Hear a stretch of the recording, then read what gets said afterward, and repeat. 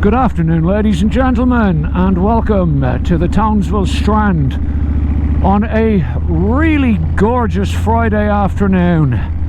It's 35 degrees thereabouts, the sun is splitting the rocks, I stink of sunscreen, life is pretty good.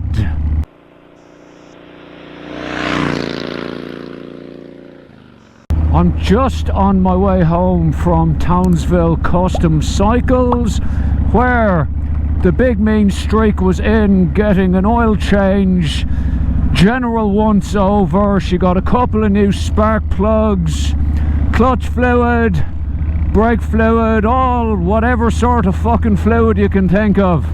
I don't really know much about the mechanical stuff. Probably got blinker fluid too. Anyway, she has been given a clean bill of health and is now primed and ready for the big trip that lies ahead.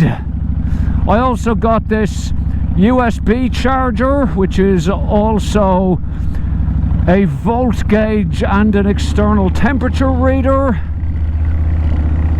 which is a nice handy thing to have when you're coming up to a big trip and have a load of stuff to charge. I got them to do it because they managed to wire it into the ignition and everything, so there's no chance of it draining the battery if I forget to switch it off. This is why I leave all that stuff to the professionals. Anyway, I'm going to go find somewhere to pull in and get myself a nice cool fizzy beverage, and I'll show you a proper look at this.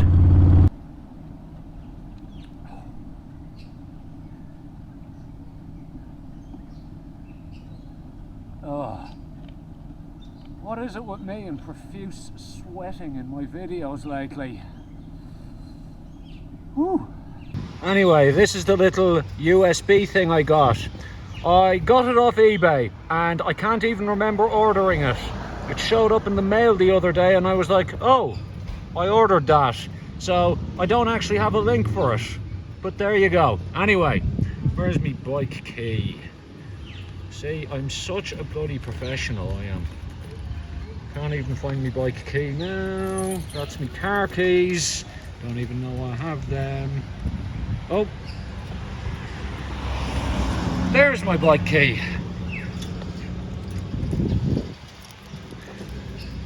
Right, back to my professionalism. Turn it on.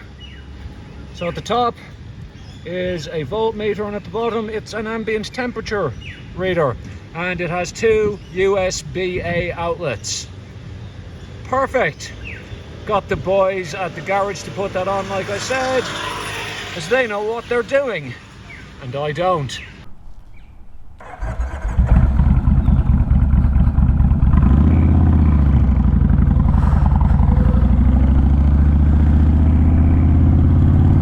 So all of my camping stuff is ready, all of my camera stuff is ready, the bike is good and ready. However, there is one niggling issue which is looming large over the trip, and that's the weather. Long story short, it's looking like there's going to be some rain on a good lot of the days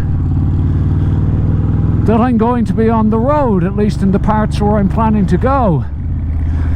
Now, I know people in the UK and Ireland and the Pacific Northwest will be watching this going, oh yeah, pussy, it's just a bit of rain. However, this is Queensland, and oftentimes when it rains here, we get in a few hours what you boys in those aforementioned places get in a month.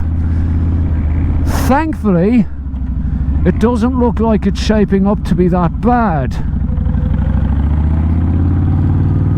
So the question is not like whether it's going to be safe or not to do the trip. It will be perfectly safe. The question is, do I want to spend 2 weeks constantly damp? Which leads me to consider plan B. What is plan B, I hear you ask? Well, plan B is a whole other route to a whole other place that I have planned, I guess sort of as a backup. It's a trip I've always wanted to do on the bike, and it will be just as spectacularly epic as the trip down. There's pros and cons to it. The pros are it'll be almost certainly bone dry the whole time. The cons are it'll be a bit hotter. It's also a little bit further, but the riding is actually generally a bit easier, a lot less traffic, a lot less towns. So I think you can glean from everything I've said there that the trip would be somewhere outback, shall we say. So I guess I'll have to make a call on that one. The trip is still more than a week away, so I'm not going to make any rash decisions on whether I completely change the route right now, but I will be keeping a close eye on the proposed weather.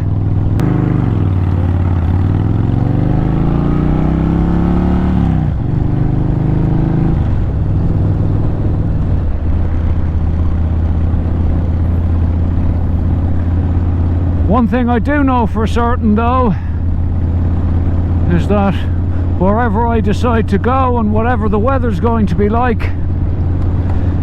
this big 14-year-old bastard of a mean streak will certainly relish the task.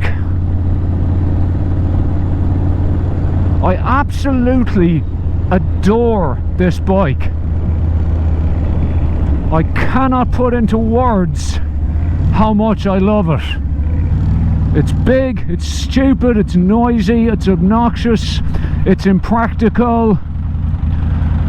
And for doing a big long trip like the one I'm about to do now, my old V-Strom would probably have been vastly superior in most key areas. But I don't care, because it'll be more fun on this. If I may steal a line off the great Amanda Zito, any bike is an adventure bike. Okay, I won't be getting down fire trails on this, and that's okay. I have no plans to go down any fire trails. But for the adventure I'll be going on, this is actually going to be a pretty good bike. It's more comfortable than the V-Strom for a start. I think because I'm such a tall bloke. Big cruisers are perhaps more accommodating for my body type. I mean, when I got the V-Strom, got neutral there. When I got the V-Strom, the first thing I did was spend a load of money on modifying it so that it fit me properly. And even then, I was still quite hunched over. If you are, say, my height, which is, 6'3", 6'4", I think large cruisers like this are definitely the best way to eat up big miles. It's like I'm sitting on a big V-twin lounge. I'd be able to ride this thing to Alaska if I wanted. That hypercharger air intake annoyed the crap out of me when I first got the bike, and I was all like, oh, I must get rid of it. But I've actually gotten used to it now, and I've just gotten used to putting my leg in a slightly different position to accommodate it, and I don't even notice it now.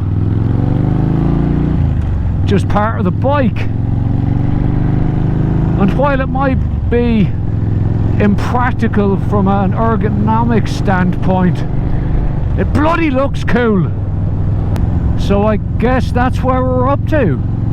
The bike is ready, All my camping gear is good to go, my camera stuff's good to go.